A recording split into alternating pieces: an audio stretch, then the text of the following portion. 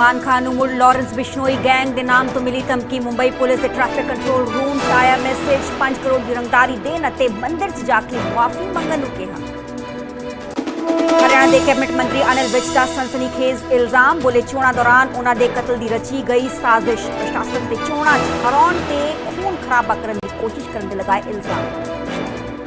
Brampton मंदिर ते Khalistani attack ਨੂੰ ਲੈ ਕੇ ਸੜਕਾਂ ਤੇ ਉਤਰੇ ਹਿੰਦੂ ਭਾਈਚਾਰੇ ਦੇ ਲੋਕ। ਹਮਲਾ ਕਰਨ ਵਾਲੇ ਖਾਲਿਸਤਾਨੀ ਸਮਰਥਕਾਂ ਦੇ ਖਿਲਾਫ ਸਖਤ ਕਾਰਵਾਈ ਦੀ ਕੀਤੀ ਮੰਗ।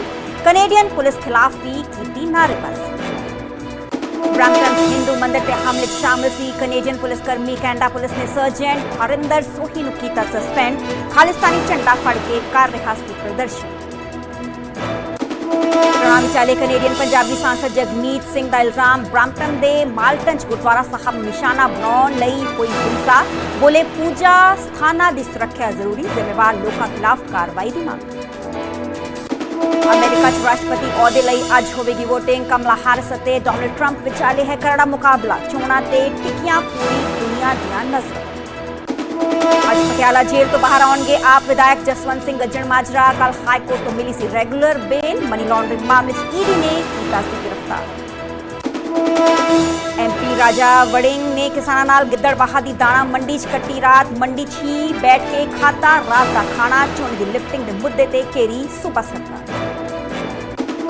8 ਨਵੰਬਰ ਨੂੰ ਨਵੇਂ ਸਰਪੰਚਾਂ ਦਾ ਸਹੁੰ ਚੁੱਕ ਸਮਾਗਮ। ਲੁਧਿਆਣਾ 'ਚ ਸੀਐਮ ਮਾਨ ਚੁਕਾਉਣਗੇ ਸਹੁੰ। ਪ੍ਰੋਗਰਾਮ 'ਚ 19 ਜ਼ਿਲ੍ਹਿਆਂ ਦੇ 10,000 ਤੋਂ ਜ਼ਿਆਦਾ ਸਰਪੰਚ ਹੋਣਗੇ ਸ਼ਾਮਲ। ਹੁਣ ਫਲਾਈਟ 'ਚ ਮਿਲੇਗੀ ਇੰਟਰਨੈਟ ਦੀ ਸਰਵਿਸ। ਕੇਂਦਰ ਸਰਕਾਰ ਨੇ ਨਿਯਮਾਂ 'ਚ ਕੀਤੀ ਸੋਧ। ਕਿਹਾ 3000 ਮੀਟਰ ਦੀ ਉਚਾਈ ਤੇ ਪਹੁੰਚ ਕੇ ਇਲੈਕਟ੍ਰੋਨਿਕ ਉਪਕਰਨਾਂ ਦਾ ਕਰ ਸਕਦੇ ਹੋ ਇਸਤੇਮਾਲ।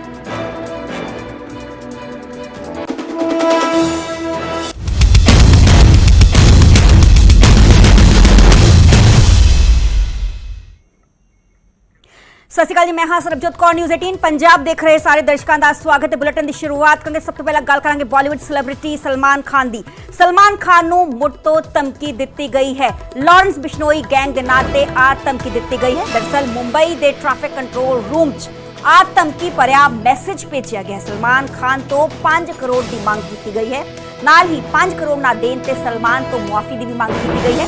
ਸਲਮਾਨ ਖਾਨ ਨੂੰ ਮੰਦਰ ਜਾ ਕੇ ਮੁਆਫੀ ਮੰਗਣ ਦੇ ਲਈ ਆਖਿਆ ਗਿਆ ਤੇ ਇੱਕ ਤੋਂ ਬਾਅਦ ਇੱਕ ਕਈ ਵਾਰ ਸਲਮਾਨ ਖਾਨ ਨੂੰ ਹਾਲ ਹੀ 'ਚ ਧਮਕੀ ਦਿੱਤੀ ਗਈ ਹੈ ਤੇ ਇੱਕ ਵਾਰ ਫਿਰ ਤੋਂ ਲਾਰੈਂਸ ਬਿਸ਼ਨੋਈ ਗੈਂਗ ਦੇ ਨਾਮ ਤੇ ਧਮਕੀ ਬਾਲੀਵੁੱਡ ਸੈਲੀਬ੍ਰਿਟੀ ਸਲਮਾਨ ਖਾਨ ਨੂੰ ਦਿੱਤੀ ਗਈ ਹੈ। ਮੁੰਬਈ ਦੇ ਟ੍ਰੈਫਿਕ ਕੰਟਰੋਲ ਰੂਮ 'ਚ ਆ ਧਮਕੀ ਭਰਾ ਮੈਸੇਜ ਭੇਜਿਆ ਗਿਆ ਹੈ। ਸਲਮਾਨ ਖਾਨ ਤੋਂ 5 ਕਰੋੜ ਦੀ ਰੰਗਦਾਰੀ ਦੀ ਮੰਗ, ਫਿਰੌਤੀ ਦੀ ਮੰਗ ਕੀਤੀ ਗਈ ਹੈ। ਨਾਲ ਹੀ ਇਸ ਗੱਲ ਦਾ ਜ਼ਿਕਰ ਵੀ ਕੀਤਾ ਗਿਆ है कि सलमान खान मंदिर जाके मुआफी मंगन। मेरे मेरे सहयोगी शंकर आनंद फोन लाइन पे जुड़े हुए ने। शंकर, एक के बाद एक धमकी और इस बार फिर धमकी पता चल पाया है कि ये जो मैसेज है किस नंबर से आया है, कहां से आया है? वाकई में देखा जाए जिस तरह से फिल्म अभिनेता सलमान खान को एक बार फिर से जान से मारने की धमकी मिली है और अगर पिछले 10 दिनों की अगर बात करें तो 10 दिनों के अंदर में ये तीसरी बार ऐसी धमकी दी गई है। और इस बार जो है धमकी मुंबई पुलिस कंट्रोल रूम को एक धमकी भरा मैसेज जो है वो मिला है और भेजने वाले ने खुद को गैंगस्टर लारैंस बिश्नोई का भाई बताया है, उसका करीबी बताया है। हालांकि भाई की अगर बात करें तो पिछले कुछ समय पहले अनमोल बिश्नोई का नाम भी एक अन्य मामले में सामने आया था, लेकिन इस बार भी जो धमकी मिली है वो धमकी देने वाला शख्स खुद को लारैंस बिश्नोई का भाई बता रहा है। और जो संदेश भेजा है उस संदेश में इस बात का भी जिक्र किया गया है कि 5 करोड़ रुपए की फिरौती मांगते हुए लिखा है कि अगर पैसे नहीं दिए तो सलमान खान को जान का खतरा हो सकता है। इसके साथ ही जो जिस तरह से बकायदा उस खत में कई और विशेष जिसको अब मुंबई पुलिस इस विस्तार से तफ्तीश में जुटी है। हालांकि पिछले 10 दिनों के अंदर में जिस तरह से 3 बार सलमान खान को जान से मारने की धमकी मिली है, सलमान खान के नाम से जान से मारने की धमकी दी गई है, तो एक तरह से कहा जा सकता है कि मामला अपने आप में बेहद संवेदनशील है। तो झारखंड से मैसेज आया था, तो हाल ही में नोएडा से भी एक थ्रेट कॉल की गई थी। हालांकि इन दोनों की गिरफ्तारी पुलिस की तरफ से की जा चुकी है। ये कुछ पता चल पाया है, ये मैसेज ट्रेस हो पाया है, कहाँ से आया है? देखिए, पुलिस इस मामले की गंभीरता को देखते हुए कुछ भी अभी इनपुट्स को विशेष तौर पर अभी साझा नहीं कर रही है, क्योंकि इन्वेस्टिगेशन का दायरा इसमें आगे बढ़ाया जा रहा है और ये जांचा जा रहा, परखा जा रहा है कि क्या कोई वाकई में गैंगस्टर लारैंस बिश्नोई गैंग का ये शख्स है या उसे जुड़ा हुआ कोई गुर्गा है या किसी ने जानबूझकर ऐसी शरारत की है। तो इस मामले को भी जांचा जाएगा, परखा जाएगा, उसके बाद ही इस मामले पर औपचारिक तौर पर मुंबई पुलिस के द्वारा कोई बयान दिया जाएगा। लेकिन शुरुआती तौर पर इस मामले में जो फोन कॉल जो मैसेज करने वाले शख्स की पहचान वो कराई जा रही है और इससे जुड़े मामले में तफ्तीश का जो दायरा है वो आगे बढ़ाया जाएगा। उसके बाद ही इस मामले में कुछ भी बातें साझा की जाएगी। तो एक तरह से कह सकते हैं कि ये शुरुआती इन्वेस्टिगेशन है और शुरुआती इन्वेस्टिगेशन में जिस तरह से तमाम बातें निकल के सामने आई हैं, तो उस मामले में खुद मुंबई क्राइम ब्रांच के जो वरिष्ठ ऑफिसर हैं खुद इस केस को मॉनिटर कर रहे हैं। और ये इस मामले में जो तफ्तीश का दायरा है 2-3 एंगल्स में हो रहा है कि क्या लॉरेंस बिश्नोई गैंग से ही जुड़ा हुआ कोई शख्स इस मैसेज को भेजा है या क्या वाकई में लॉरेंस बिश्नोई का भाई ने इस मैसेज को भेजा है या किसी की शरारत है। तो एक तरह से कहा जा सकता है कि जब तक इस मामले पर जो आईपी एड्रेस और तमाम अन्य सबूतों के आधार पर जब तक इस मामले पर खुलासा ना हो जाए तब तक उन तमाम इनपुट्स को मुंबई पुलिस बेहद संवेदनशीलता के साथ में तफ्तीश में जुटी है।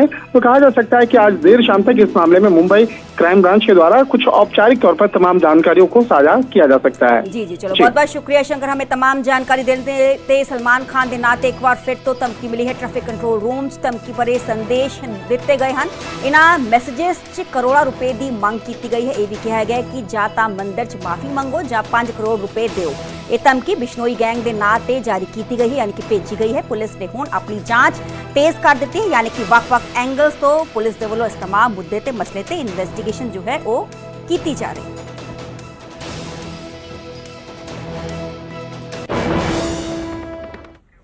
ਅੱਗੇ ਵਧਾਂਗੇ ਤੇ ਗੱਲ ਕਰਾਂਗੇ ਅਨਿਲ ਵਿਜ ਦੀ। ਹਰਿਆਣਾ ਦੇ ਕੈਬਨਿਟ ਮੰਤਰੀ ਅਨਿਲ ਵਿਜ ਨੇ ਸਨਸਨੀਖੇਜ਼ ਇਲਜ਼ਾਮ ਲਗਾਏ ਨੇ। ਅਨਿਲ ਵਿਜ ਦਾ ਕਹਿਣਾ ਹੈ ਕਿ ਚੋਣਾਂ ਵੇਲੇ ਮੇਰੇ ਕਤਲ ਦੀ ਸਾਜ਼ਿਸ਼ ਰਚੀ ਗਈ ਸੀ।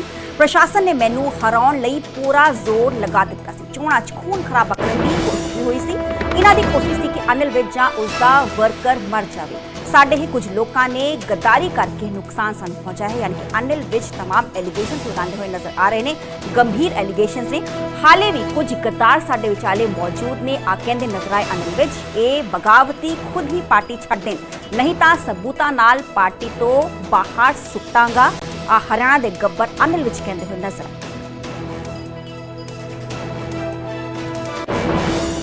मैंने चुनाव के दौरान कार्यकर्ताओं को नहीं बताया कि क्या क्या खेल हो रहे हैं।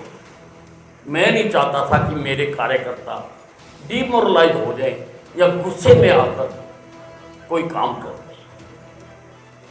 तीसरा पक्ष था प्रशासन। प्रशासन ने पूरी कोशिश करी कि अनिल विज को हराया जाए, पूरी कोशिश करी। किसके कहने से करी, क्यों करी, ये जांच का विषय है। मैं एकदम सीधा साधा कोई आरोप नहीं लगाता हूं। लेकिन जो घटित हुआ, नगर पालिका ने हमारी मंजूर शुदा सड़कें भी बनाने से रोक दी।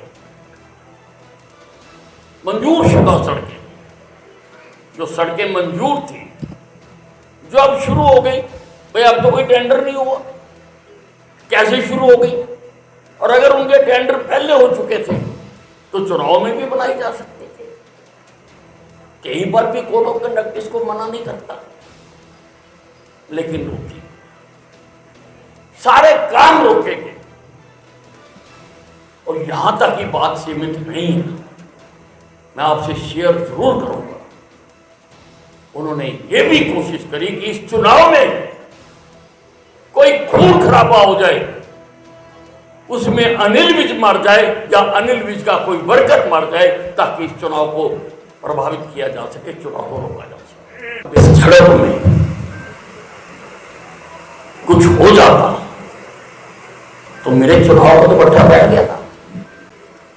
कोई किसान यूनियन का मर जाता, कोई गांव वाला मर जाता, या मैं मर जाता।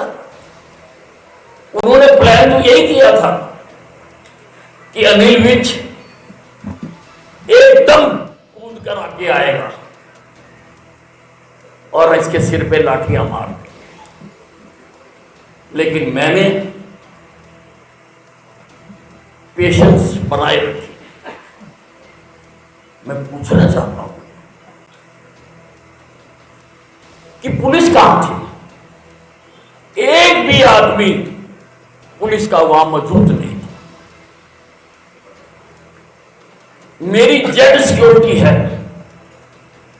मुझे अंतरराष्ट्रीय लोगों से कुछ से जान से मारने की धमकी मिली हुई है। उससे एक दिन पहले मेरी आधी सिक्योरिटी वापस ले ली गई। और सीआईडी कहां है? सीआईडी को क्यों पता नहीं लगा? ਆਪ ਵਿਧਾਇਕ ਜਸਵੰਤ ਸਿੰਘ ਗੱਜਣ ਮਾਜਰਾ ਨੂੰ ਰੈਗੂਲਰ ਬੇਲ ਕੋਰਟ ਦੇ ਵੱਲੋਂ ਦਿੱਤੀ ਗਈ ਹੈ। ਦਰਅਸਲ ਆਪ ਵਿਧਾਇਕ ਨੂੰ ਪੰਜਾਬ ਹਰਿਆਣਾ ਹਾਈ ਕੋਰਟ ਤੋਂ ਆ ਰਾਹਤ ਦਿੱਤੀ ਹੈ। ਮੋਹਾਲੀ ਜ਼ਿਲ੍ਹਾ ਅਦਾਲਤ ਨੇ ਜ਼ਮਾਨਤ ਅਰਜ਼ੀ ਖਾਰਜ ਕੀਤੀ ਸੀ। ਅੱਜ ਪਟਿਆਲਾ ਜੇਲ੍ਹ ਤੋਂ ਬਾਹਰ ਆਣਗੇ ਗੱਜਣ ਮਾਜਰਾ। ਜ਼ਿਕਰਯੋਗ ਹੈ ਕਿ ਮਨੀ ਲਾਂਡਰਿੰਗ ਮਾਮਲੇ ਵਿੱਚ ਗੱਜਣ ਮਾਜਰਾ ਦੀ ਕੁਝ ਮਹੀਨੇ ਪਹਿਲੇ ਗ੍ਰਿਫਤਾਰੀ ਹੋਈ ਸੀ। ਬੈਂਕ ਦੇ ਨਾਲ 41 ਕਰੋੜ ਦੀ ਧੋਖਾਧੜੀ ਦੇ ਇਲਜ਼ਾਮ ਦੇ ਤਹਿਤ ਈਡੀ ਦੇ ਵੱਲੋਂ ਆ ਕਾਰਵਾਈ ਜੋ ਹੈ ਉਹ ਕੀਤੀ ਗਈ ਸੀ ਤੇ ਕਾਫੀ ਦਿਨਾਂ ਤੋਂ ਜੇਲ੍ਹ 'ਚ ਬੰਦ ਨੇ ਤੇ ਅੱਜ ਉਹ ਪਟਿਆਲਾ ਜੇਲ੍ਹ ਤੋਂ ਬਾਹਰ ਆਣਗੇ ਕਿਉਂਕਿ जो आप विधायक ने जसवंत सिंह गज्जन माजरा उन्होंने regular bell Punjab Haryana high court तो मिल चुकी है। एक बड़ी राहत असी कह सकते हैं क्योंकि मनी लॉन्ड्रिंग का पूरा मामला सी। 41 करोड़ के धोखाधड़ी के पूरे इल्जाम ईडी के वालों कुछ महीने पहले एक्शन किया गया सी, कार्रवाई की गई सी। हुण जसवंत सिंह गज्जन माजरा जो आप दे विधायक ने आप दे एमएलए ने उन्होंने रेगुलर बेल दी जा चुकी है तो अज ही पूरियां फॉर्मैलिटीज कंप्लीट करने तो बाद पटियाला जेल तो जसवंत सिंह गज्जन माजरा जेल तो बाहर आ गए।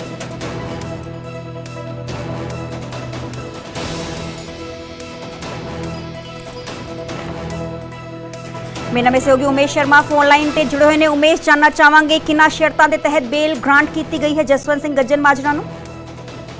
देखो जसवंत सिंह गज्जन माजरा का केस क्योंकि ईडी ने केस दे कोल ईडी कोल केस सीगा और 41 करोड़ की धोखाधड़ी के एलीगेशन सीगे। उस मामले विच काफ़ी समय तो जेल विच ने गज्जन सिंह माजरा जसवंत सिंह गज्जन माजरा ते मोहाली कोर्ट विच एप्लीकेशन लाई सी जिहड़ी खारिज हो गई सी कुछ समय पहला। उस तो बाद फिर पंजाब हरियाणा हाई कोर्ट विच रेगुलर बेल अप्लाई की सी और हाई कोर्ट ने सुनवाई तो बाद फैसला सुरक्षित रखा हुआ सीगा और उस पर फैसला आ चुका सीगा और उन्हें राहत मिली है। हुण यह है कि नॉर्मली शर्तां वही होंदियां कि कोऑपरेट करनगे और तमाम जी औपचारिकताएं वो फॉर्मेलिटी पूरी करनी पैनी है। लेकिन इन्ना जरूर है कि काफ़ी समय तो जेल भी सीगे क्योंकि ईडी ने मनी लॉन्ड्रिंग के तहत एक मामला दर्ज किया सी कि उन्होंने एलीगेशन सीगे कि अपनी कंपनी के राही उन्होंने बैंक को 41 करोड़ का धोखाधड़ी एलीगेशन है। लेकिन जो मोहाली कोर्ट तो एप्लीकेशन खारिज हुई हाई कोर्ट भी आए, हाई कोर्ट ने सुनवाई की, उस तो बाद फैसला सुरक्षित रखे उन्होंने राहत दी और रेगुलर बेल है ये नियमित जमानत कहते हैं। हुण वो जल्दी ही जेल तो बाहर आएंगे। जी जी चलो बहुत बहुत शुक्रिया उमेश सानू तमाम जानकारी देने की वड्डी राहत अच्छी कह सकते हैं कि आप विधायक में दी गई है। कई महीनों तो इनफैक्ट जेल च बंद सी ते हुण पंजाब हरियाणा हाई कोर्ट दे वल्लों उन्हां नूं रेगुलर बेल ग्रांट कर दी गई है।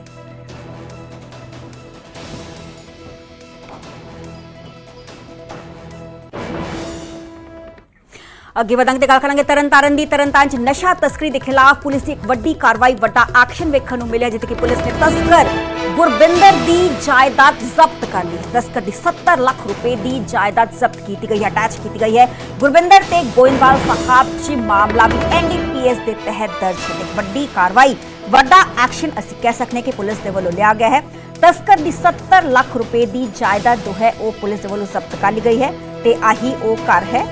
तस्वीर नजर आ रही हैं, पुलिस मुलाजम देखे जा सकते हैं। बाहर उन्होंने वालों एक जो है नोटिस लगाया गया है क्योंकि हुण प्रशासन दे वालों आप पूरी जो प्रॉपर्टी सी उसको जब्त कर लिया गया है, अटैच कर लिया गया। इससे पहला भी सीएम भगवंत मान जी कहते नजर आते हैं कि नशा तस्करां के खिलाफ सख्त तो सख्त कार्रवाई जो है प्रशासन दे वालों की जाएगी। हाल ही उन्होंने वालों इस गल का भी जिक्र किया गया कि जो भी पुलिस मुलाजम भी आ नशा तस्करी च इन्वॉल्व होया ते उस ते कार्रवाई करते हुए एक हफ्ते के अंदर अंदर उसनूं भी सस्पेंड किया जाएगा। हाल ही आ भी जिक्र उन्होंने वालों किया गया कि 9000 नशा तस्करां की लिस्ट साडे वालों बनाई गई है तो एक तो बाद एक उन्होंने तो बाद जो है कार्रवाई सख्त कार्रवाई उन्होंने की जाएगी। वड्डा एक्शन तरनतारन च असीं कह सकते हैं कि सरहदी इलाका है जिथे वड्डी तादाद च ड्रोन के जरिए ही पाकिस्तान वाले पासों नशा तस्करी का समान हथियारों की तस्करी की जाती है तो वड्डे पद्धर ते आ जो नैक्सस है पूरा चलाया जाता है। तो हुण एक वड्डी कार्रवाई गुरबिंदर ते गोइंदवाल साहब च मामला भी दर्ज है। तो जो गुरबिंदर है नशा तस्कर उसकी जो प्रॉपर्टी है 70 लाख की प्रॉपर्टी उसनों अटैच जो है वो प्रशासन दे वल्लों कर लिया गया।